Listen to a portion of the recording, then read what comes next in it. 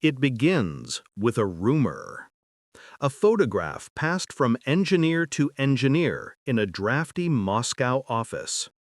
A compact light tank sits on an airfield, but there is something impossible about it. Great wooden biplane wings bolted on like a dragonfly's, a twin boom tail braced with struts, a tow hook waiting at the nose. A mechanic stands beneath a ribbed wing, looking small. The image looks like a joke, a prank staged on a slow day, until you realize who is in the background. Hands in his pockets, eyes squinting past the lens. Oleg Konstantinovich Antonov. It is 1942. The Soviet Union is fighting for its life. And Antonov, a master of gliders, has just built a flying tank. Before we enter the hangar, we need to understand the war the design was born. The Red Army's airborne forces, VDV, had been expanded in the late 1930s on a bold theory. Vertical surprise could offset shortages in armor and trucks. Soviet planners experimented with every method to put guns, fuel, and steel behind enemy lines. They tried strapping tankettes under heavy bombers and landing them on captured airstrips. They studied parachute platforms, shock-absorbing cradles, and gliders that could carry cannon or light vehicles. In winter drills, novelty collided with necessity. The problem was always the same. If you drop a vehicle by itself, you still have to deliver its crew. If you deliver the crew by parachute, you must reunite humans and machine under fire. Lose one, and the other is almost useless. A glider could carry both machine and people in one silent arc. But a glider large and strong enough for a tank would be a beast to build, tow, and land in wartime. Other countries took different paths. Britain perfected a family of air-towed gliders, culminating in the huge Hamilcar that could carry a light tank into Normandy. Germany built colossal gliders like the Me-321 to haul supplies and vehicles to the Eastern Front. The Soviet Union, with less time and fewer resources, was sending wooden gliders with troops and cargo to special operations zones. Tanks remained a puzzle. This is where Antonov stepped in. He had made his reputation before the war designing elegant gliders, wood, fabric, and ingenuity in balance. He had an instinct for lift and leverage that seemed almost intuitive. When given the task of finding a way to deliver armor by air, he made a leap no committee would make. Don't build a giant glider to carry a tank. Turn the tank into a glider. The concept was brutally simple. Take a standard T-60 light tank, compact, about 6 tons when fully equipped, and lighten it. Strip out most of the ammunition. Unbolt the headlights and any brackets you can spare. Carry minimal fuel. Then attach a detachable wing structure, a biplane arrangement of long wooden wings and a trapezoidal tail on twin booms anchored to the tank's hull. The center of lift would be positioned so that the tank's mass sat where a glider's fuselage would normally be. The tracks would act as landing gear. The tank would skim into a clearing, shed its wings, and fight. It was designated the A-40, Krylya Tanka, the tank's wings. In internal shorthand, some called it KT.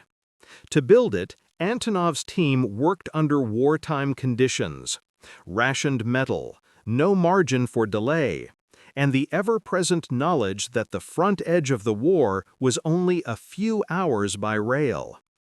Technicians hand-sanded ribs and spars. Fabric was stretched and doped on frames in rooms that smelled of pine and glue. Everything about the wing group, Struts, tailplane, braces was meant to be light, strong, and temporary. The structure must survive the tow, glide, and landing, then be jettisoned in minutes. There is a certain Soviet beauty to the whole apparatus. It looks improvised, but isn't. It is audacious, but not mindless. Who would fly such a thing? The answer is one of the war's quieter heroes, Sergei Anokhin, a celebrated glider pilot and test aviator. Anokhin knew how to coax lift from a reluctant wing. He had a feel for the air that engineers trusted. He would not sit in a cockpit. He would sit in the tank. At the controls, he would use a rudimentary set of glider linkages connected to the tank hull, steering the winged machine through the tow and into the glide. The tug aircraft chosen was an old workhorse, the Tupolev TB-3, a four-engined pre-war bomber. In 1942, it was no longer cutting edge, but its broad wings and rugged frame made it a valuable air tractor for heavy tows. There were hopes to use the newer, more powerful P-8 heavy bomber as well. In practice, wartime means using what you have. On a late summer day, 2nd September 1942, the field crew brought the A-40 to the runway. The tank's turret remained, but its gun was not to be fired. The wings were bolted tight. Ropes and cables were checked and checked again. The TB-3 roared alive, propellers chopping the air into a hard wind.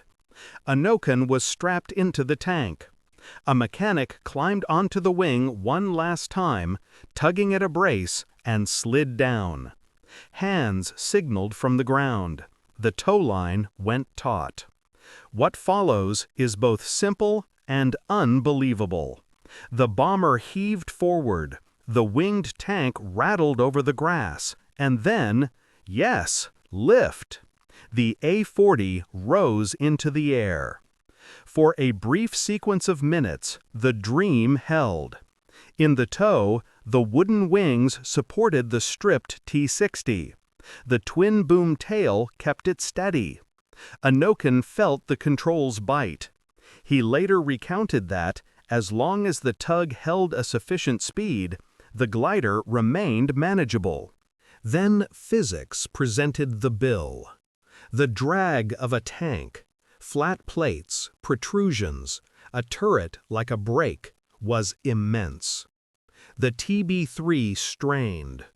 The engines worked, but the air was full of resistance. The bomber's pilots watched their instruments dip toward margins they could not cross and live. They had to make a choice: release the glider or risk losing both machines. They chose to cut the tow. The A-40 was alone and heavy in the sky. Anokhin guided it away from the tug's wake, felt the sink rate increase, and set up for a landing. Below him, a field near the airport opened like a safe harbor. He brought the tank down, the tracks touching the earth, suspension groaning at a speed no tank designer had planned for. Soil fountained behind the tracks as the A-40 rolled. It did not flip, it did not break. It slowed, rattled to a stop. Crews ran to it, eyes wide. Anokhin pulled a lever. Pins released. The great wooden wings came free from the tank with the help of ground hands. Within minutes, the T-60 was only a tank again. The engine turned over. According to accounts, it drove back to base on its own power. This was the program's high point, and also its end. The verdict was not emotional. There was no fury in the report. There simply wasn't a tug powerful enough to pull a tank at a safe speed over a useful distance. The test had proved a narrow possibility and a broad impracticality. The A-40 was shelved. We have the skeleton of a story. Now we test it against the documentary record and the surrounding facts. The date, 2nd September 1942, does appear in multiple technical accounts of the program. The test pilot, Sergei Anokhin, left recollections that aligned with the narrative. A manageable tow at required speed, an increasing drag load on the tug, a cut, a glide, a safe landing, a drive back to base. What was the intended use? Antonov was explicit: airborne operations. The Red Army's Great Parachute experiment had bled heavily in early war operations, including a costly attempt near Vyazma in early 1942. The need to deliver artillery, anti-tank guns, and light armor behind enemy lines remained unsolved. A flying tank would have allowed a small armored force, 2 men and a cannon, to arrive intact with their machine, land in a meadow near partisans, shed the wings, and gauge. In principle, you could deliver several of these scattered around a landing zone, a hard steel skeleton for a raiding force. But principles are not logistics. Even with its ammunition removed and only minimal fuel, the A-40 still asked for a towing speed and a reserve of power a TB-3 could not safely deliver over distance. In wartime, you must repeat what works in quantity. The flying tank met its limit, where war always measures: repeatability. A note on specifics. Some secondary sources claim that during the takeoff roll, the tank's tracks might have provided a small boost by turning under their own power as the TB-3 pulled, an image so irresistibly cinematic that it often appears in popular retellings. This is contested. Primary technical descriptions emphasize lightening the T-60 and towing at target airspeeds. They do not depend on track-assisted takeoff. The more conservative reading, tow only, better fits standard glider procedures and the risk calculus of a 1942 test. Likewise, the exact location of the test is summarized in memoirs and institutional histories as near Moscow at a test airfield. More detailed claims are sometimes attached to specific fields by later writers. This too should be treated as estimated, near Moscow at a facility where Antonov's team could stage the tug and the glider. As for the aircraft, both the TB-3 and the P-8 appear in planning documents as potential tugs. The TB-3 is the aircraft named most consistently in accounts of the actual tow and release. If the P-8 was ever trialed in this role, the record is thin. The practical conclusion, either way, was the same: insufficient tug power versus drag. The tank selection was pragmatic. The T-60 was compact, relatively light for a tracked armored vehicle, and in mass production in 1941-42. Its 20mm cannon was modest, but it could menace infantry and lightly armored cars. In the air, none of that mattered. Only the whole mass and shape did. The A-40 was, in effect, a biplane built around a tank. Another point that bears stating plainly: this was not a science fiction outlier. The idea of giving ground vehicles wings had been explored elsewhere. British engineers designed the Baines Bat, an experimental tailless glider intended to show how a wing could be clipped onto a tank, carry it in, then be removed. The Bat flew. Tanks did not hang beneath it. The British solution that actually went to war was less romantic. Big gliders carrying small tanks, with the crew sitting beside them, not inside them. The A-40 reversed that logic, and the physics snapped back. So, what held the A-40 together in the designer's mind? The same thing that has always tempted armies toward hybrid machines: the promise of collapsing phases. Drive, fly, land, fight. No cranes, no loading ramps, no waiting for a runway to be secured. No glider pilot to exfiltrate. Your pilot is your driver. The very elegance of the idea carried it across those first tight drawings. There is a human story here too, beyond the math. Imagine Anokhin climbing into a tank with wings, not a cockpit. He is surrounded by metal angles, rivets, a gun mantlet. His view is from a driver's slit and an improvised canopy cutout. His hands are on unfamiliar controls, linked by rods and cables to a wing above him that he cannot see well. The tug begins to pull.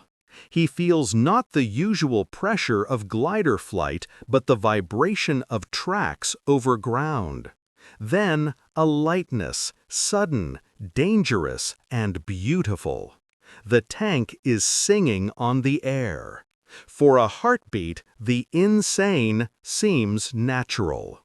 It is worth pausing on the detail that after landing, the tank drove back. Of all the facts in the file, this one most perfectly encodes the self-image of the project. Even if the whole concept failed a feasibility audit, it succeeded as a proof of unity. Air and ground, glued together for one flight, then separated cleanly into utility. What did the Soviet war machine do instead after shelving the A-40? It chose mass over novelty. Mechanized columns fought their way forward the hard way. When partisans needed help deep in the forests, planes dropped ammunition and radios, men and medicine. Gliders carried troops and supplies, not armored hulls. When, years later, airborne armor returned to the battlefield, from post-war air-portable tanks to today's roll-on armored cars, the mode was aircraft capacity, not wings for tanks. And yet, the A-40 matters. It reflects a mindset that wartime fosters. Under pressure, combine categories. A weapon of steel becomes the fuselage of a glider. An airfield becomes a proving ground for a vision. A test pilot becomes, for one afternoon, a tank crewman with a glider's soul. The failure is instructive, and the courage is precise, measured in knots, sink rates, takeoff distances, and the choice to cut a rope at the right second. There are still photographs. They show the A-40 on the ground, its wooden wings casting a barn-sized shadow beside the tank hull. They show technicians with wrenches under the long lower wing. They show the tail booms and the tailplane, braced with wires, like a farm gate behind the turret. They show a machine that does not look ridiculous, only temporary. There are drawings. They show a clean schema, the lift points, the bracing, the hook. They reveal the designer's hand, economical and exacting. You can feel the optimism in the lines and the compromise in the materials. There are reports. They are dry, and in their dryness, you hear the verdict. Required towing speed, high. Power margin, inadequate. Drag, excessive. Proposal, discontinue. The language might as well be a tombstone. And yet, in another register, the A-40 is a story of Russian and Ukrainian aviation culture in miniature. Antonov himself would go on to lend his name to some of the world's most capable cargo aircraft, the planes that would one day lift tanks the old-fashioned way, inside cavernous fuselages, at speeds and altitudes no TB-3 could dream of. Between the A-40 and those later giants lies a lesson in scale. Carry the tank. Don't make the tank fly. Let's widen the lens once more. Why does the idea of a flying tank persist in imagination? Because it promises to erase the seams of war. Tanks and aircraft are different kinds of power. One crushes distance on the ground with armor and tracks. The other leaps over obstacles with lift and thrust. To fuse them is to cheat the terrain itself.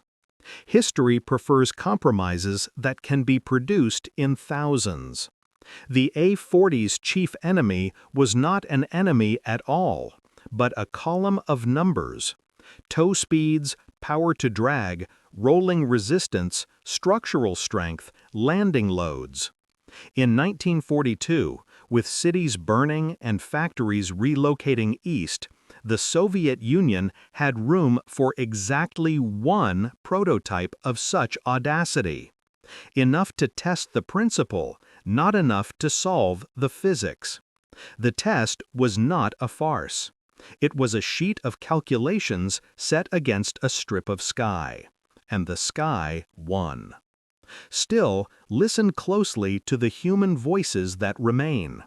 Engineers remember the thrill of the first time the A-40 lifted, an inanimate weight suddenly acquiring grace. Technicians remember the odd, almost comic sight of a tank parked under the rafters of a glider shop.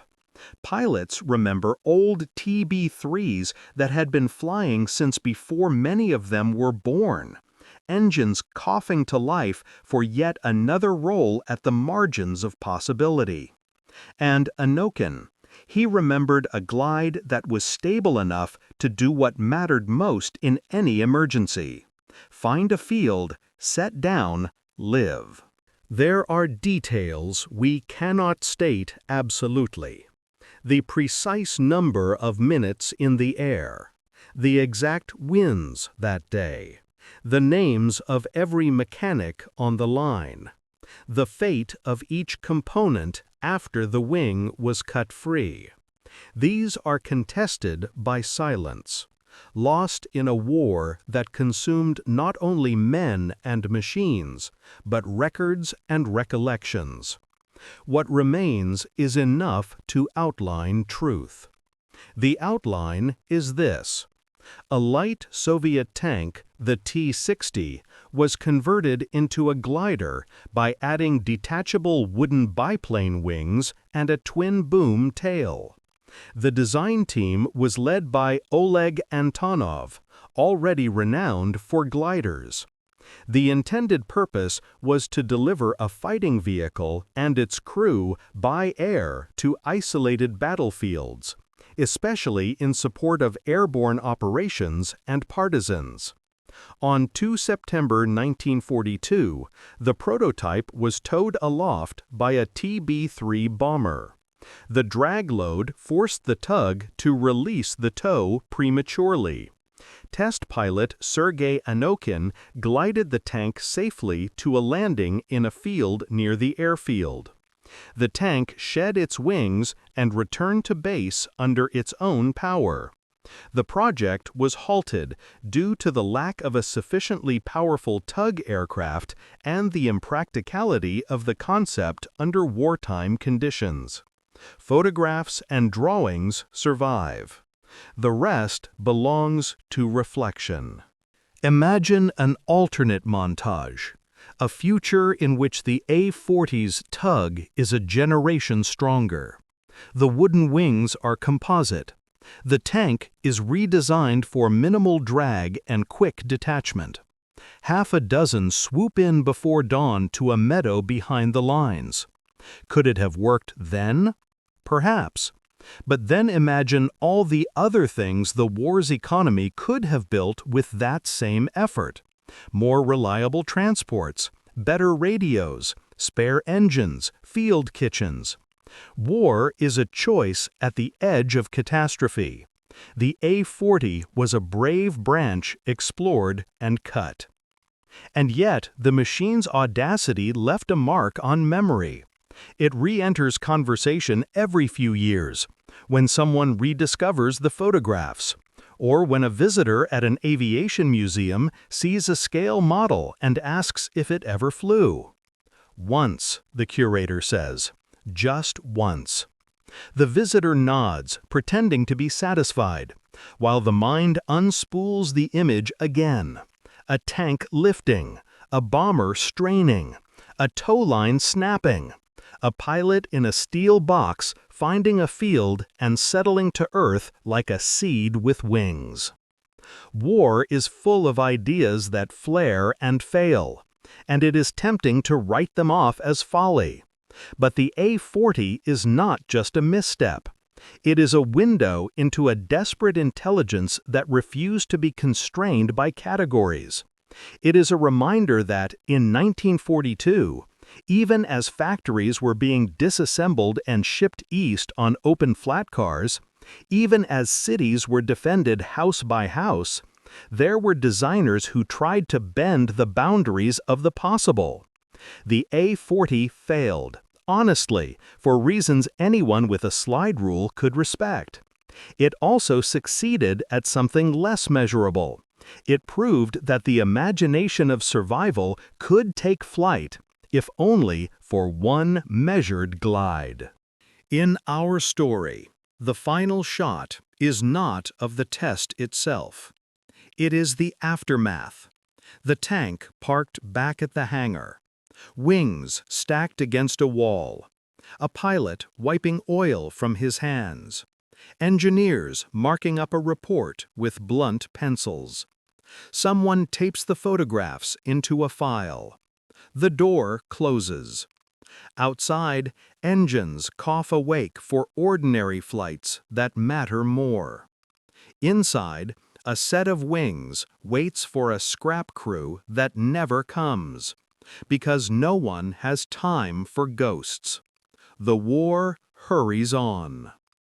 And yet, if you step into that hangar in your mind and run your hand along the wooden spar, you can feel a trace of lift still in it. You can hear, faintly, the sound a tank makes when it is briefly a bird.